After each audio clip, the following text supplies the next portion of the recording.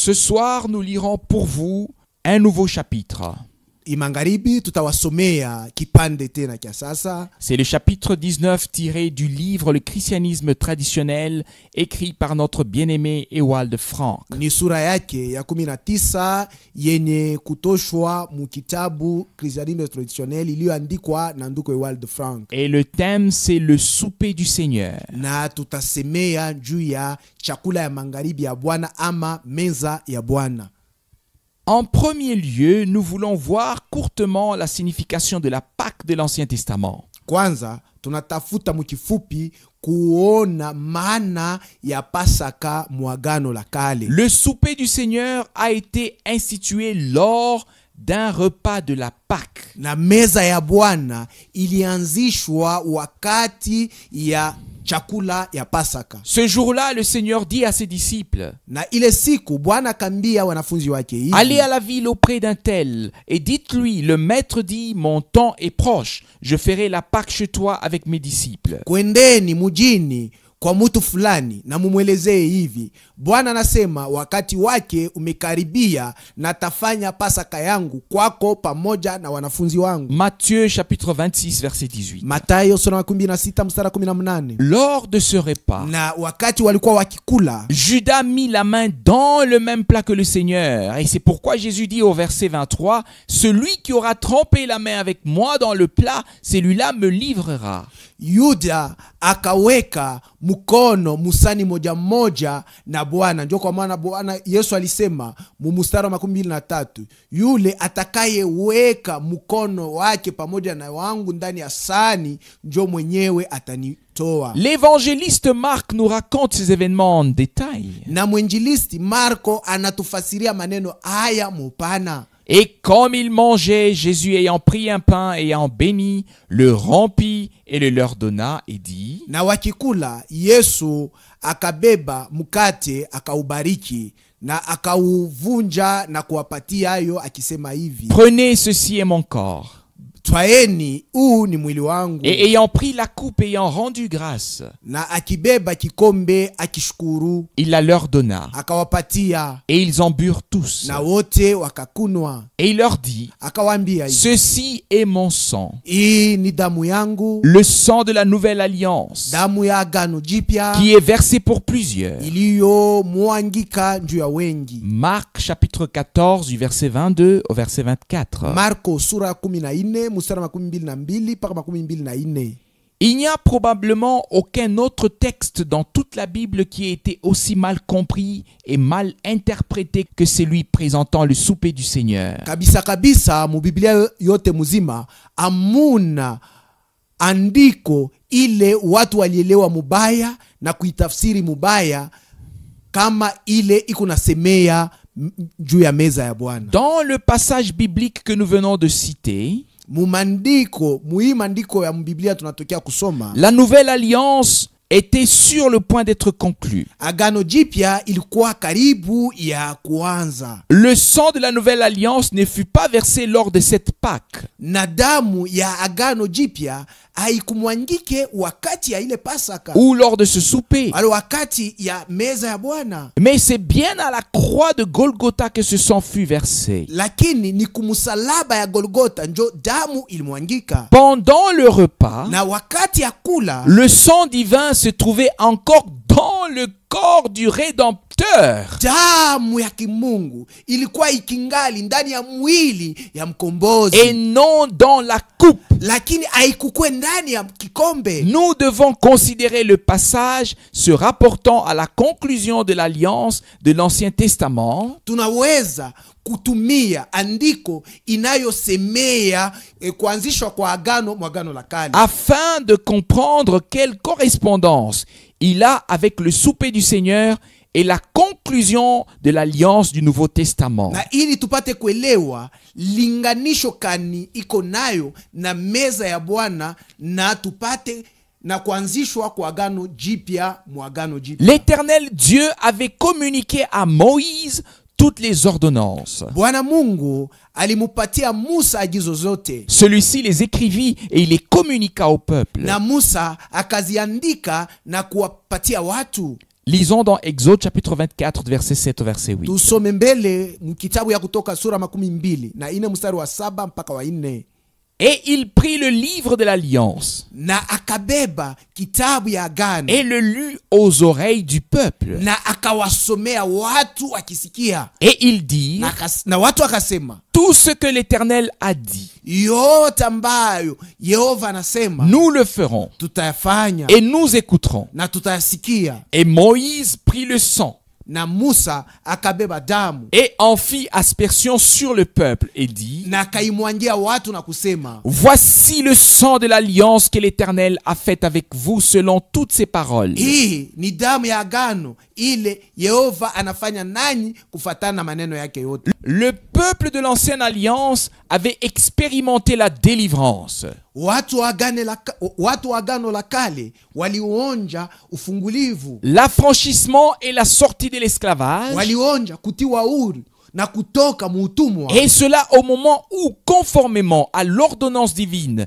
chaque maison avait sacrifié l'agneau, mangé la viande rôtie au feu et mis le sang sur les poteaux et les linteaux pour sa propre protection. Na ile kufatana na agizo la Mungu, kila nyumba ilichinja mwana kondoo, kula nyama yenye kuchomwa moto na kupaka damu pa kizingiti na kunguzo juu wapate kujikinga. C'était un signe que l'ange destructeur devait respecter. Na hii ilikuwa ni alama ile malaika wa kuharibu alipasha kuheshimu. Dans une maison placée sous la protection du sang, le fils premier-né ne pouvait pas être frappé par la mort. Na katika nyumba iliyokingwa na damu, mtoto wa kwanza akuwezi kupikwa na lufu. Nous lisons au sujet de l'institution du repas de la Pâque dans Exode chapitre 12 du verset 1er au verset 13. Na tunasoma mambo yanaangalia mwanzo ya chakula ya Pasaka mkitabu ya Kutoka sura 12 mstari wa kwanza mpaka 13.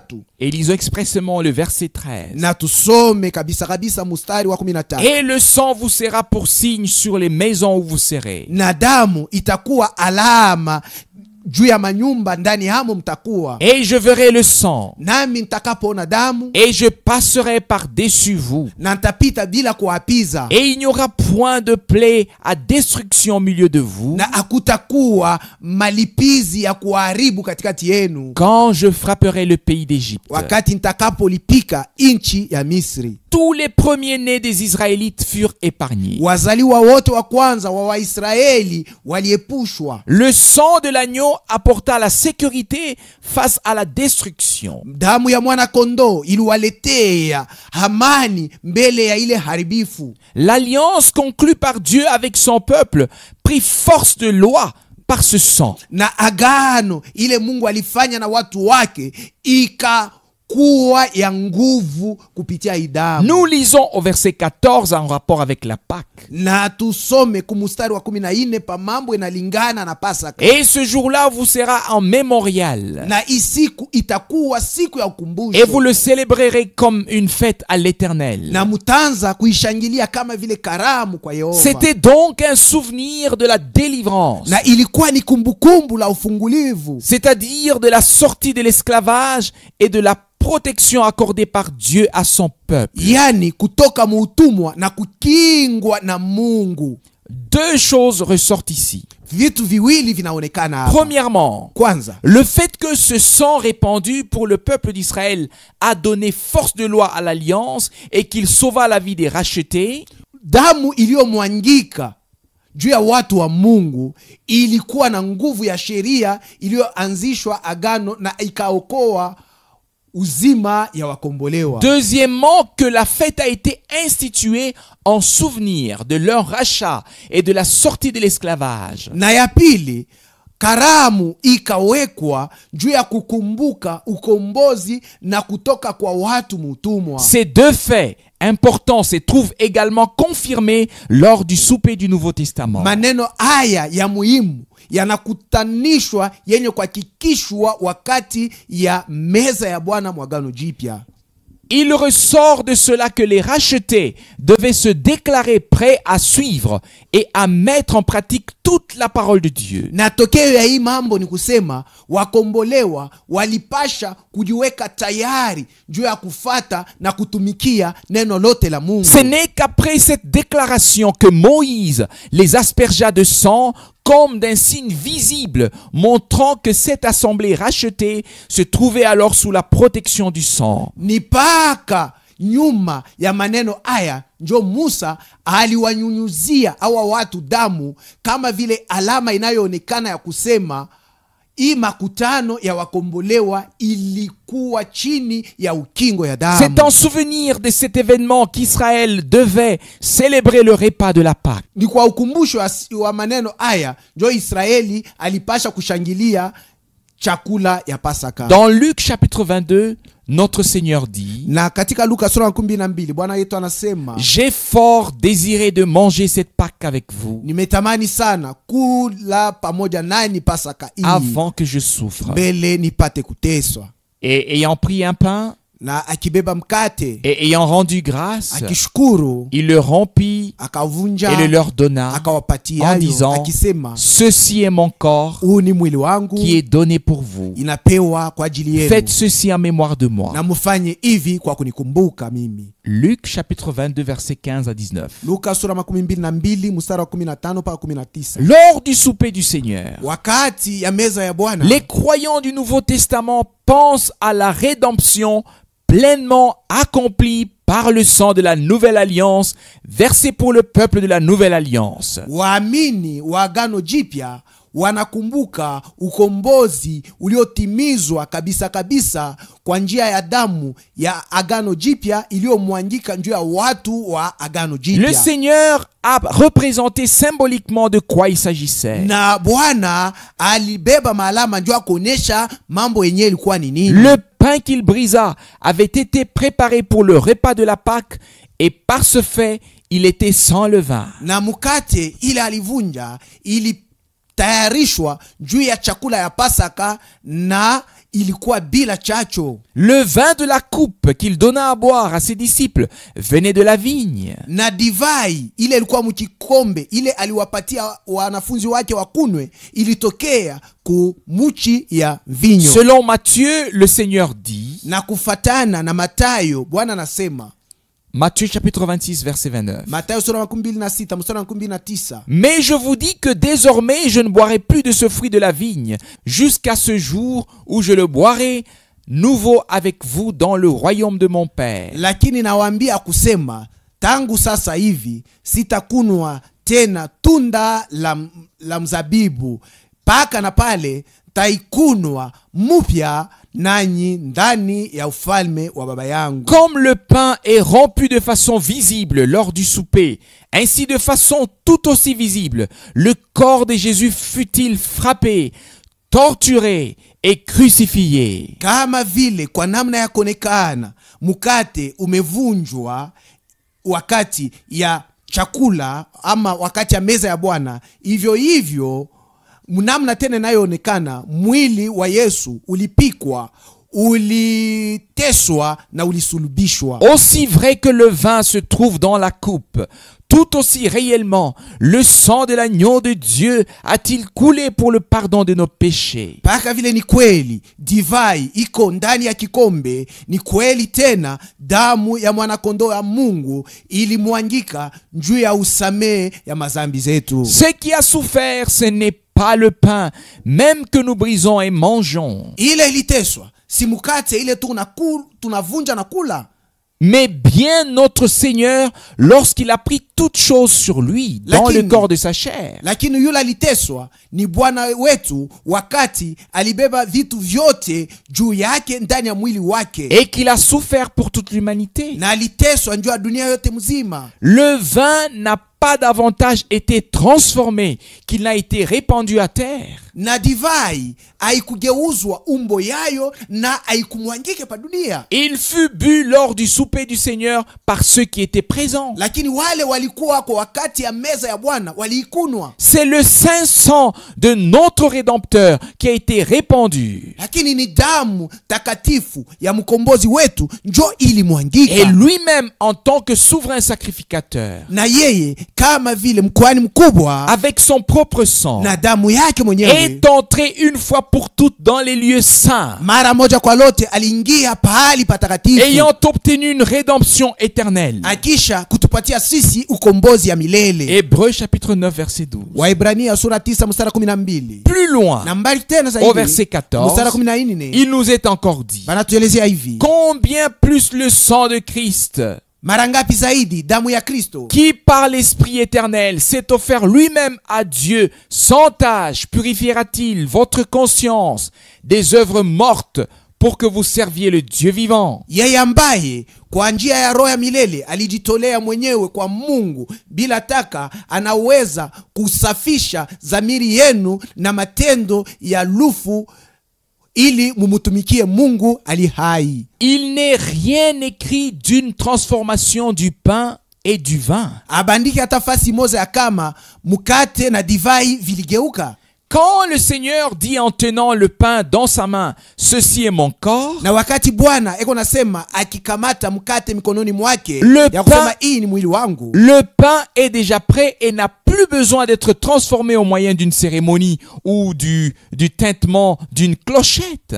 mkate uko tayari na uhitaji upate kubadilishwa umbo yake kwa tendo moja fulani wala kwa kelele moja ya ngengele. Lorsque le Seigneur dit « Ceci est mon sang », Wakati Bwana anasema hii ni damu yangu, c'est donc bien cela, et cela n'a pas davantage besoin d'être transformé pour le devenir. na ile iko vile na hahitaji igeuzwe umbo yayo njoo ikwe damu. Il est parfaitement évident que le Seigneur n'a pas littéralement donné aux siens la chair de son corps terrestre, ni son sang. Na ni waziwazi kabisa ya kama Bwana akuwapatia watu wake minofo ya mwili yake hii hapa Mais dunia, qu'il s'agit ici d'une représentation symbolique. wala damu yake, lakini hapa inakuwa tu ni maalama inayoonyesha mambo yenyewe. Il n'est pas davantage mentionné dans les Saintes Écritures qu'à chaque fois Christ, dans la scène, se sacrifie à nouveau pour les vivants et même pour les morts. Na hapa tena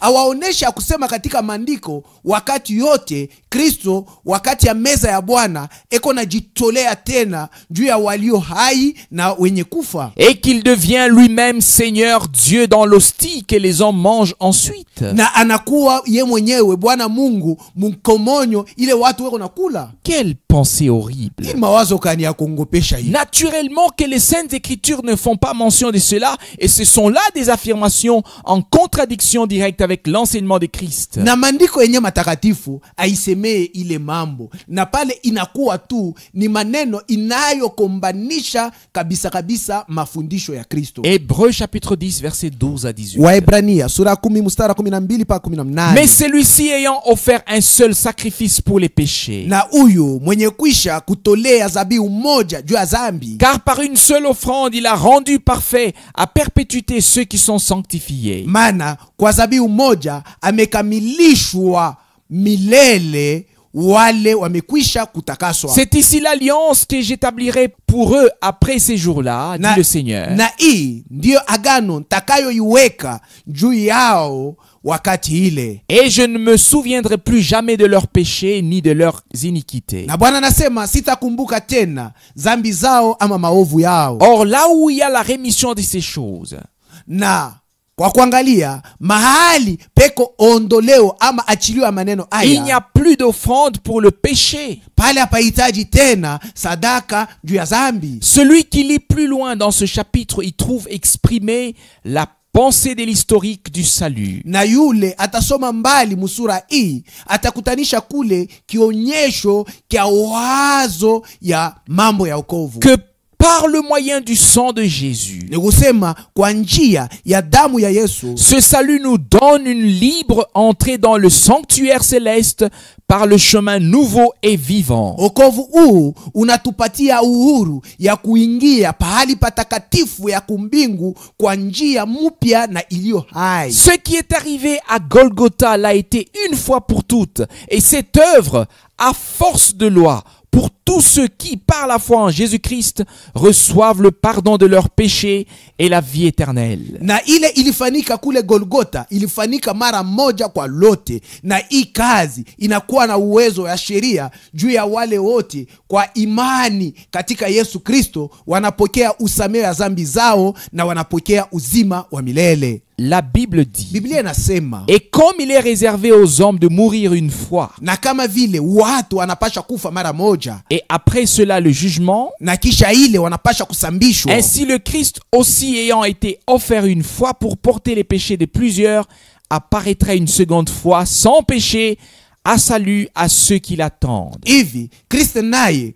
mwenye kuisha kutolewa mara moja ili atoe zambi ya wengi ataonekana mara ya pili bila zambi juu ya okovu ya wale wanamongojea. Hébreux chapitre 9 verset 27 à 28. Waebrania sura 9 mstari wa 17 mpaka 18. Christ ne s'offre pas chaque jour des millions de fois. Kristo ajitolee kila siku mamilioni na mamilioni ya mara. C'est quelque chose d'impossible et d'entièrement non biblique. Na hii mambo haiwezi kufanika na haina hatamu Biblia. La notion catholique de transsubstantiation et de sacrifice de la messe devrait, dans la pensée catholique, exprimer le fait que les substances, le pain et le vin seraient véritablement transformés en corps et en sang de Christ. Ile mafundisho ya kikatolika ya kubadilishwa kwa umbo ya mukate na ya divai na ile sadaka ya misa ilipashwa na kufatana na mawazo ya kikatolika kuonesha ya kusema mukate na divai vinageukwa kuwa mwili na damu ya Kristo. Et celle-ci serait chaque fois à nouveau sacrifiée, puis mangée et bu. Na hii kila mara zinapashwa kutolewa na kuliwa na kuniwa.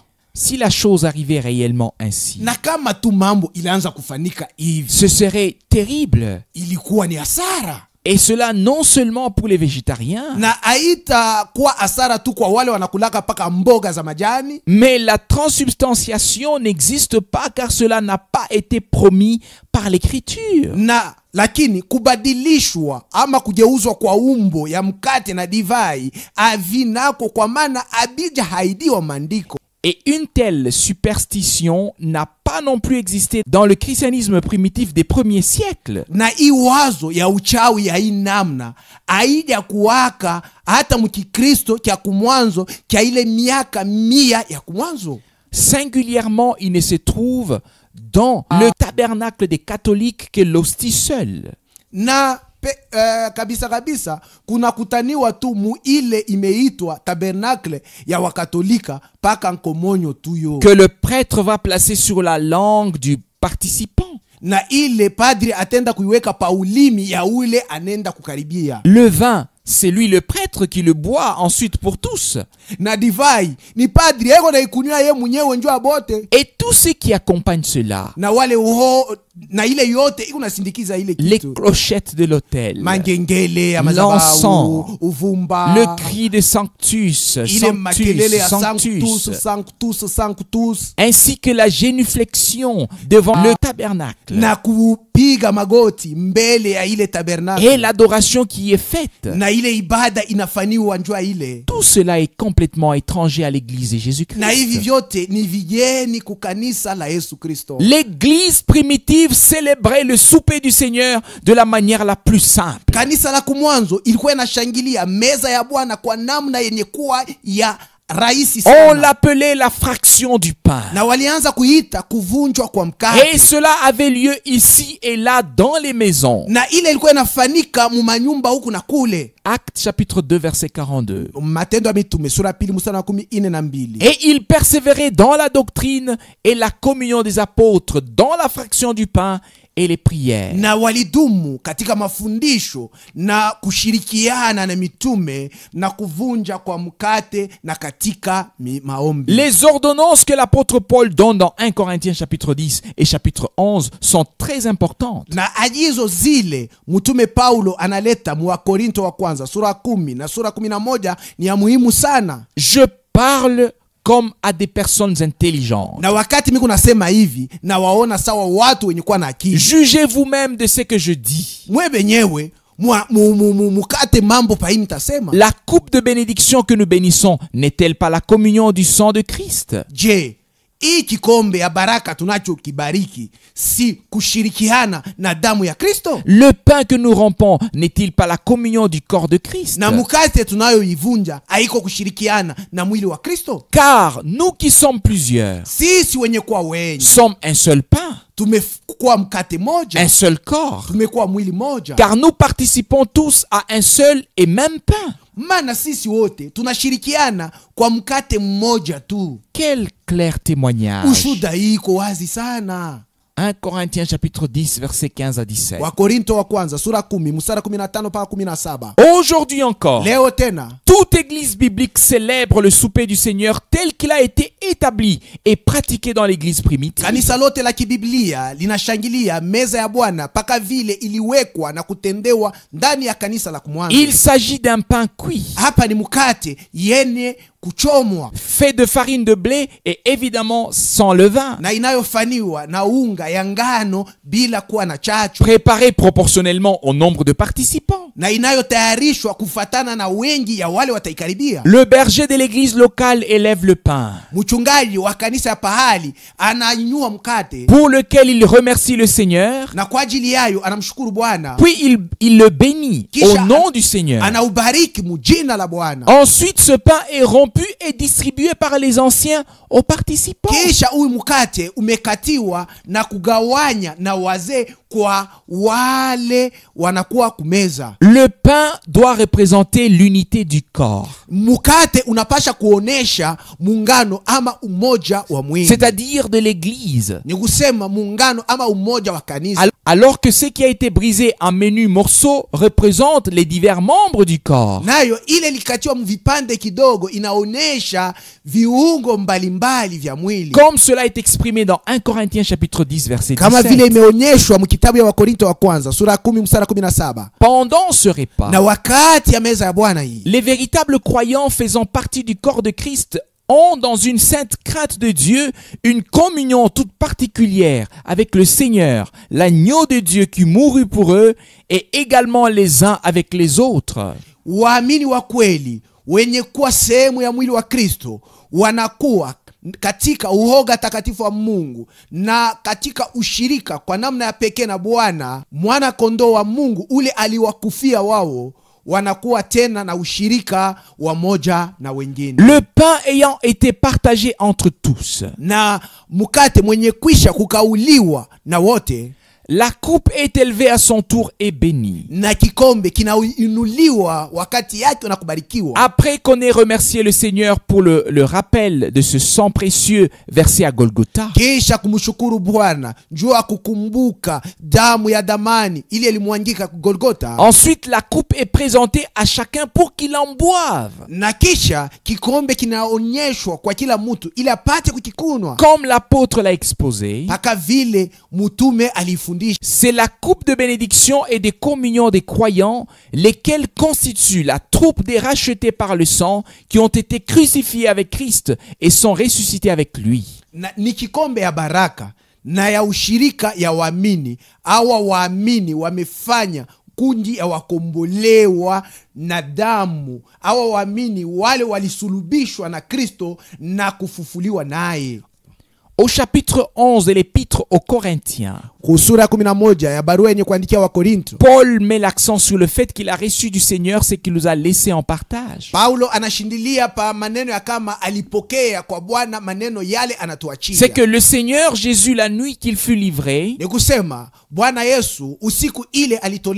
prit du pain. akatoa Et mkate après avoir rendu grâce, na kisha kushukuru, il le rompit et dit, akaukata na kusema, ceci est mon corps huu ni mwili qui est wangu pour vous. iliyotolewa juu Faites yenu, ceci en mémoire de moi. mufanye hivi kwa kunikumbuka. 1 Corinthiens chapitre 11 verset 23-24. Wakorinto wa kwanza sura 11 mstari 23 mpaka 24. Il est très important de noter qu'il n'est pas seulement dit ici ceci est mon corps, Ni ya lazima sana ya kujua ya kusema aisemewe hapa tu huu ni mwili wangu, mais bien ceci est mon corps qui est pour vous. lakini anasema huu ni mwili wangu uliotolewa juu yenu. En fait, avec son corps de chair, littéralement parlant, il est ressuscité et s'en est allé au ciel. Nayo munamna tu ya kusema vile mambo ilifanyika na mwili wake wa minofo alifufuliwa na kwenda mbinguni Pour recevoir la clarté, juu ya kupata mwangaza. nous devons autant que possible y ajouter beaucoup de passages bibliques qui concernent et traitent du même thème. Tunaweza kama vile imetupewa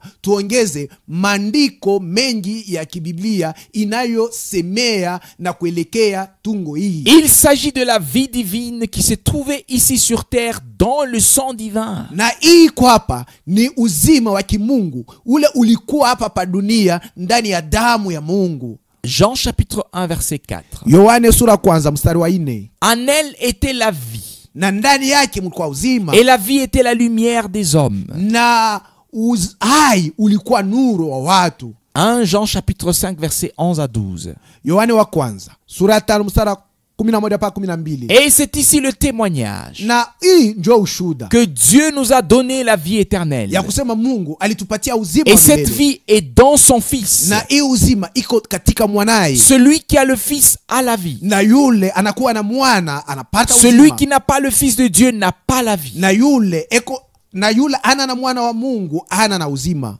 Lévitique chapitre 17 verset 11 à 12. Walawi sura 17 mstari 11 mpaka 12. Car l'âme de la chair est dans le sang. Maana nafsi ya mwili unakutaniwa ndani ya damu. Et moi je vous l'ai donné sur l'autel Na mimi nawapatia juu ya madhabahu pour faire propitiation pour vos âmes. ili nifanye ondoleo ya dhambi ya nafsi zenu. Car c'est le sang qui fait propitiation pour l'âme. Kwa maana ni damu inayoondosha dhambi ya nafsi. C'est pourquoi j'ai dit aux fils d'Israël, Ndio kwa maana naambia wana wa Israeli, personne d'entre vous ne mangera du sang. mtu hata mmoja katikati yenu asile damu, Et l'étranger qui séjourne au milieu de vous ne mangera pas de sang. na hata mgeni anayekutaniwa katikati yenu asile damu. Donc, il ne s'agit pas du sang en tant que composé chimique, Na hapa haina damu yenye kuwa haina damu hii ya mwekundu, mais de la vie de Dieu existant en Jésus pendant sa présence sous une forme humaine. lakini inakuwa ni uzima wa Mungu ulikuwa ndani ya Yesu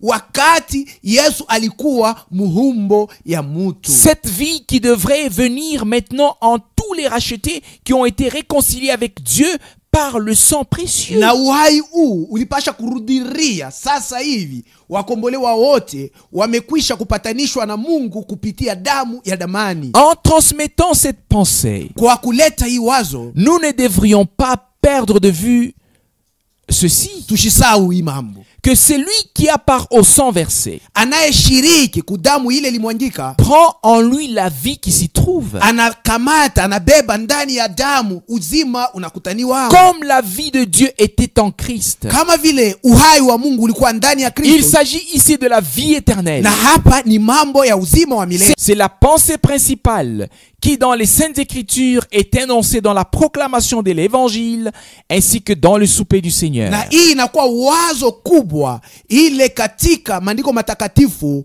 inatangazwa kuhubiri kwa injili ama ndani ya meza ya Bwana. Au verset 12 de Lévitique chapitre 17.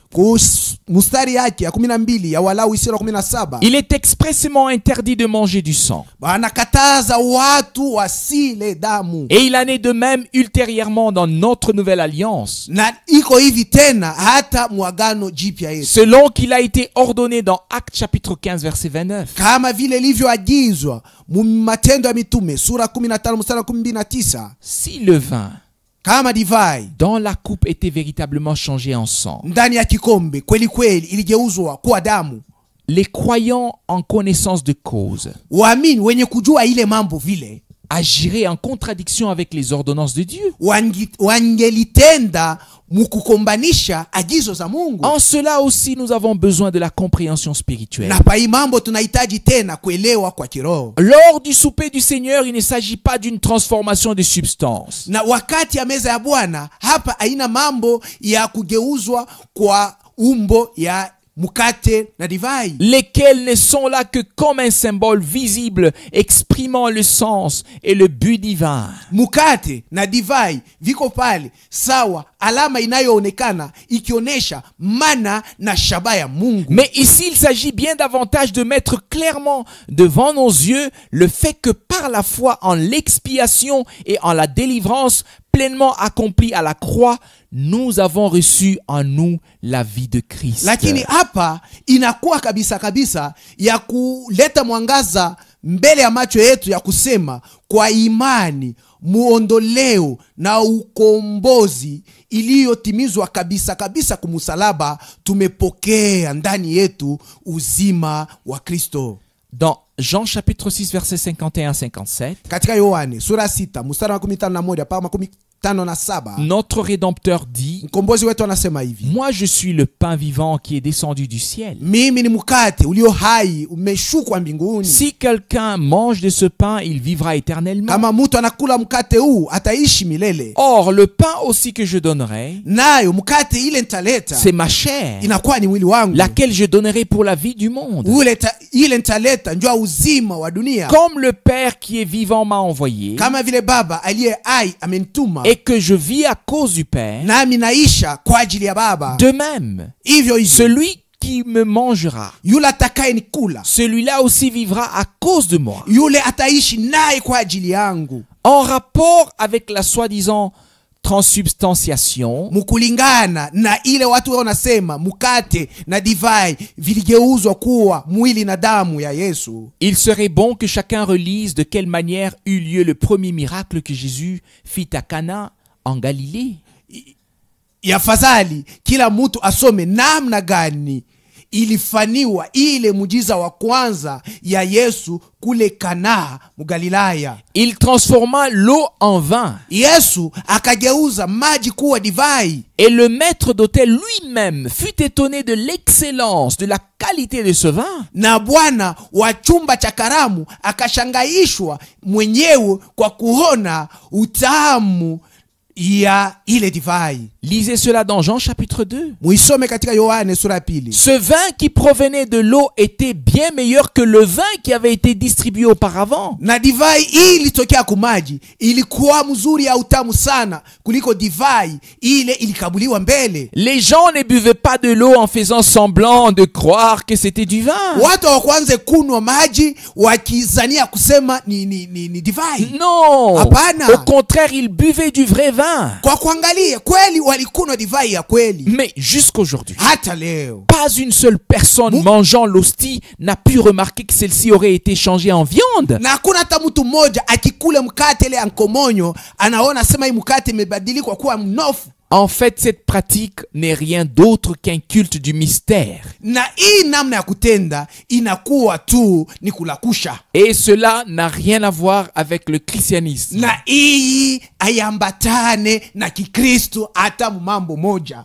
D'une part, kwa upande moja, le pain de ce souper symbolise le corps de Christ qui a été offert en sacrifice. Mkate ya chakula inaonesha mwili wa Kristo uliotolewa kwa zabihu. Et d'autre part, il symbolise l'église, le corps de Christ qui, selon 1 Corinthiens chapitre 10 verset 15 à 17, est clairement visible. Na kwa upande ingine inaonesha kanisa iliyokuwa mwili wa Kristo, ili kufatana na Wakorintho wa kwanza sura 10 mstari wa 15 mpaka 17 inayoonekana hivi. L'accent est mis sur, tunashindilia pa, comme nous le lisons dans 1 Corinthiens chapitre 11 verset 85. Faites ceci en mémoire de moi. Mufanye hivi kwa kunikumbuka mimi. De même il prit aussi la coupe. Hivyo hivyo akatwaa kikombe après le souper, kisha chakula, en disant, akisema, cette coupe est la nouvelle alliance en mon sang. Iki kikombe inakuwa ni agano jipya ndani ya damu yangu. Faites ceci toutes les fois que vous la boirez. Mufanye hivi wakati yote mnapokunwa en mémoire de moi. mukinikumbuka mimi. 1 Corinthiens chapitre 11 verset 24 à 25. Wakorinto wa kwanza sura 11 mstari 12 na 4 mpaka 15. Celui qui mange le pain y trouve le goût du pain. Ula anakula mkate choko nasikia se imi nakula ni mkate. Celui qui boit le vin y trouve le goût du vin. Na ula anakunywa divai anasikia onjo ya divai. C'est la pure vérité. Jo vile mambo iko. Le Seigneur est ressuscité corporellement et est monté au ciel. Bwana alifufuka na mwili wake na alipanda mbinguni. Personne n'a le pouvoir ici sur terre de faire d'un gâteau son corps. Mutu hata moja hapa pa dunia ana na mamlaka ya kufanya mkate ikue mwili wa Kristo. D'ailleurs, il ne s'agit pas du tout de cela, Na kwa kuangalia haina taile, mais bien de la vie de Dieu qui s'est trouvée dans l'agneau de Dieu et que nous devons recevoir en nous. lakini ni uzima wa Mungu ule ulikuwa ndani ya mwana kondoo wa Mungu. Ile uzima tunapasha kupokea ndani yetu. Jean chapitre 1 verset 12. Yohane sura kwanza mstari 12. Mais à tous ceux qui l'ont reçu, Na kwa wote walimpokea il leur a donné le droit d'être enfants de Dieu, aliwapatia haki ya kuwa watoto wa Mungu. savoir à ceux qui croient en son nom. Yani wale wanamini mujina lake. Ceci n'est peut-être dit d'une manière plus claire et nette. Hakuna namna ya kuisema ya wazi na vile nafai La tena. coupe représente la nouvelle alliance qui, par le sang de l'agneau sacrifié, a acquis force de loi. Kikombe kinasimamia agano jipya ile kwa damu ya mwana kondoo aliyetunjikwa